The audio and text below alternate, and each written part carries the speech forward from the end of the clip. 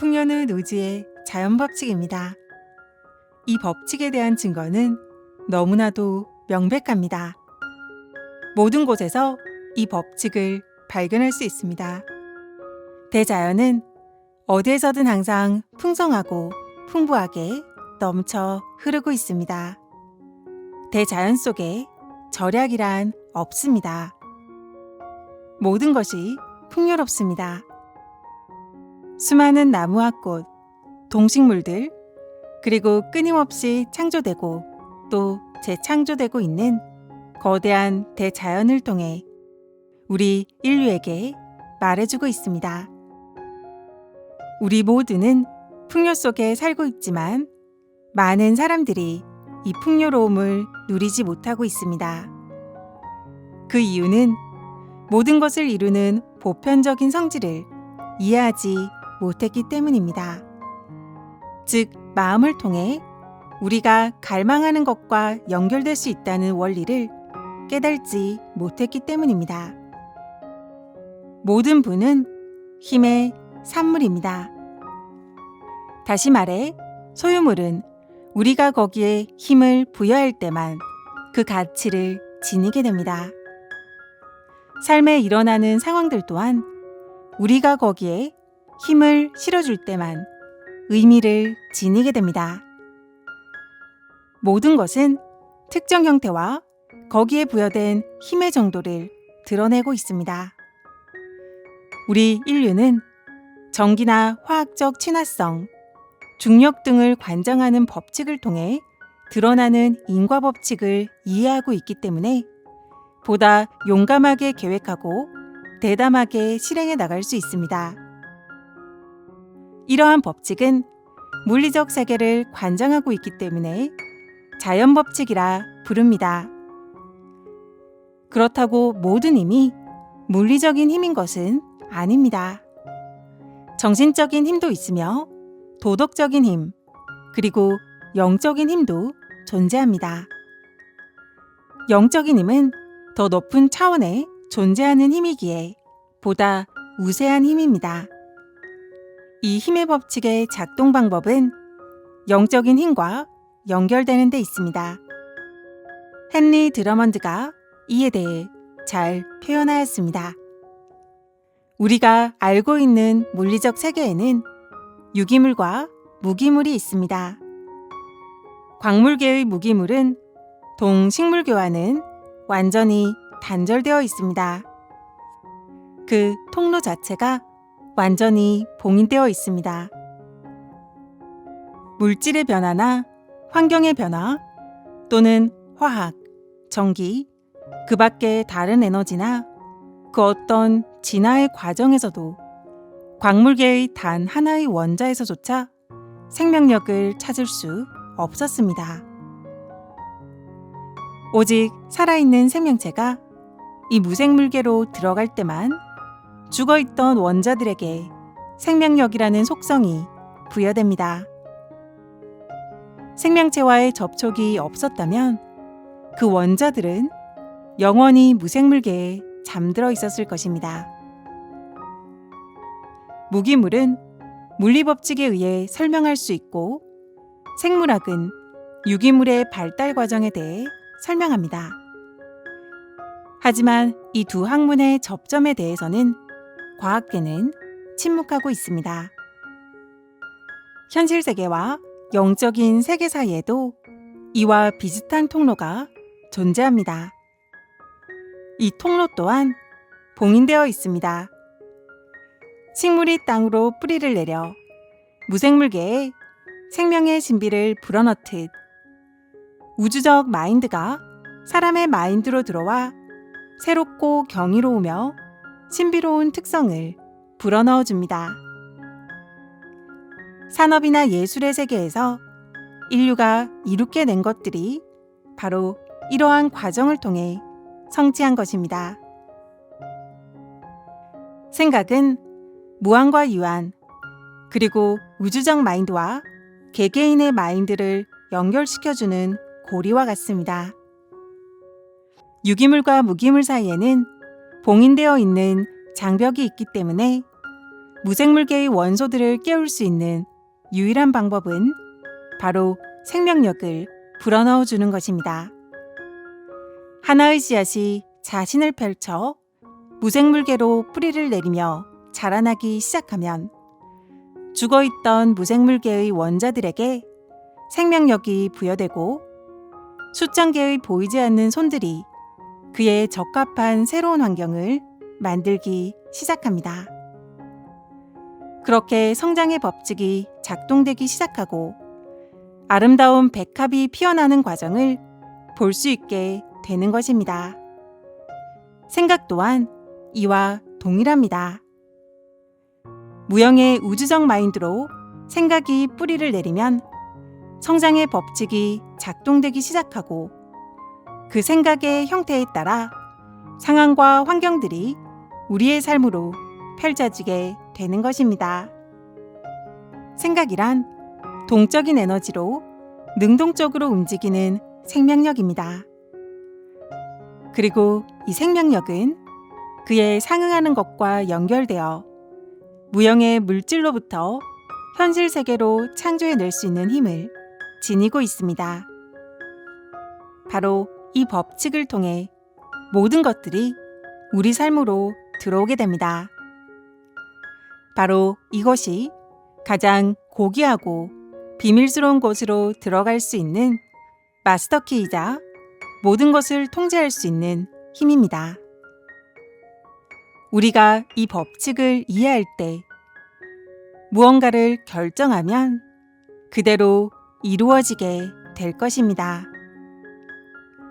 이 창조력은 우리의 마음속에 잠재되어 있는 힘을 인식하는 데 달려 있습니다. 창조력과 진화를 혼동해서는 안 됩니다. 창조력은 현실 세계에 존재하지 않는 것을 만들어내는 것을 뜻하지만 진화는 이미 존재하고 있는 것에서 그 잠재력을 끌어내는 것을 말합니다.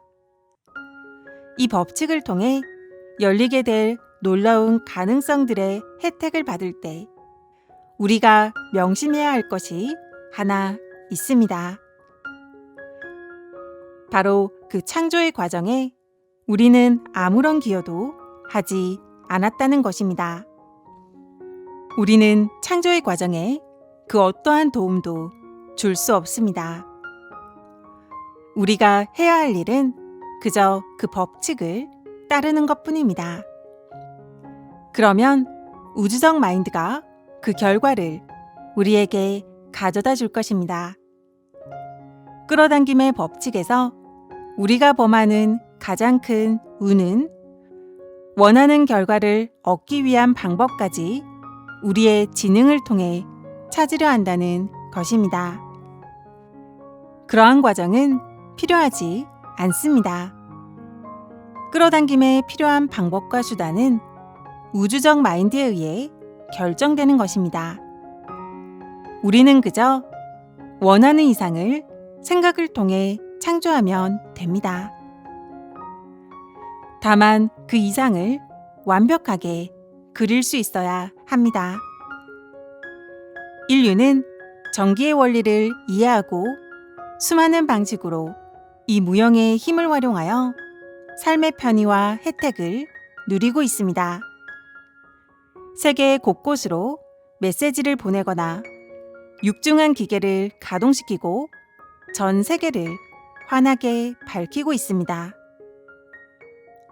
하지만 만약 우리가 그 법칙에 어긋난 행동을 한다면, 예를 들어 제대로 절연되지 않은 전선을 만진다면 좋지 못한 결과에 마주하게 될 것입니다.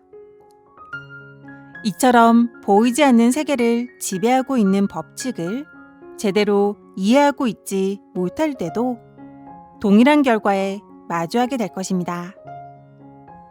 수많은 사람들이 삶에 드러나는 결과에 고통스러워하고 있는 이유 또한 바로 이 때문입니다. 인과 법칙은 극성에 따른 것입니다. 따라서 회로가 만들어져야 합니다. 하지만 이 회로는 우리가 그 법칙과 조화를 이룰 때만 형성됩니다. 이 법칙에 대해 알지 못하는 이가 과연 이 법칙과 조화를 이룰 수 있을까요? 그렇다면 우리는 어떻게 이 법칙을 알 수 있을까요? 바로 관찰과 연구를 통해 알 수 있습니다. 사실 우리는 이 법칙이 작동되는 것을 어디에서든 찾을 수 있습니다. 모든 자연 속에서 우리는 이 법칙이 작동되고 있는 것을 볼 수 있습니다. 자연은 성장의 법칙에 따라 조용히 그리고 끊임없이 자신을 펼쳐내고 있습니다. 성장이 있는 곳에는 반드시 생명력이 존재합니다. 그리고 그 생명력은 법칙과 조화를 이룸으로써 최상의 자신을 표출하기 위해 필요한 것들과 환경을 끊임없이 끌어당기고 있습니다. 만약 우리의 생각이 대자연의 창조 법칙과 조화를 이루고 있다면 우주적 마인드와 주파수를 맞추게 되고 회로를 형성하며 그에 따른 결과가 우리에게 되돌아오게 됩니다. 하지만 만약 우주적 마인드와 주파수가 맞지 않는 생각을 한다면 극성이 없기 때문에 회로가 만들어질 수 없습니다. 그러면 어떤 결과와 마주하게 될까요? 발전기가 전기를 생성해내지만 회로가 끊어져 있어 전기가 흐를 수 없다면 어떠한 결과가 생길까요? 그 발전기는 멈추고 말 것입니다. 생각 또한 이와 동일합니다. 만약 우주적 마인드와 조화를 이루지 못하는, 즉 극성을 가지지 못하는 생각들만을 품는다면 회로가 만들어지지 못하기 때문에 여러분은 우주적 마인드로부터 차단되게 됩니다. 그러면 그러한 생각들이 여러분에게 들러붙어 여러분을 괴롭히고 걱정에 휩싸이도록 만듭니다. 그 결과 질병이 생기거나 심지어 죽음에 이르게도 할 수 있습니다. 건설적인 생각은 반드시 창조적인 것이어야 하며 그 창조적인 생각은 반드시 조화로운 것이어야 합니다. 그리고 그러한 생각들이 모든 파괴적이고 경쟁적인 생각들을 뿌리 뽑아 버릴 것입니다. 지혜, 강인함, 용기, 그 외 모든 조화로운 것들은 우리의 내면 세계로부터 흘러나오는 힘에 따른 결과입니다. 마찬가지로 결핍, 한계, 그 외 모든 부정적인 환경들은 나약함의 결과입니다. 그 나약함은 내면의 힘의 부재로 인해 생긴 것입니다. 그에 대한 해결 방안은 내면의 힘을 개발시키는 데 있습니다. 이 또한 다른 모든 것들과 마찬가지로 연습을 통해서만 개발시킬 수 있습니다. 배운 지식을 삶에 적용시킴으로써 연습해 나가십시오. 지식은 스스로 개발되지 않습니다. 반드시 그 지식을 삶에 적용시켜 사용해야 합니다. 풍요가 그저 하늘에서 떨어지지는 않습니다. 끌어당김의 법칙을 의식적으로 깨닫고 확고하고 분명한 목표를 이루는데 활용하겠다는 의도와 그 목표를 실행하고자 하는 의지를 갖는다면 전이의 법칙에 따라 여러분의 갈망이 현실로 드러나게 될 것입니다. 이번 주 실천 지침을 소개해 드리겠습니다. 깨끗한 벽을 향하거나 또는 편안한 장소에 앉습니다. 머릿속으로 약 15cm 길이의 검정색 수평선을 그립니다.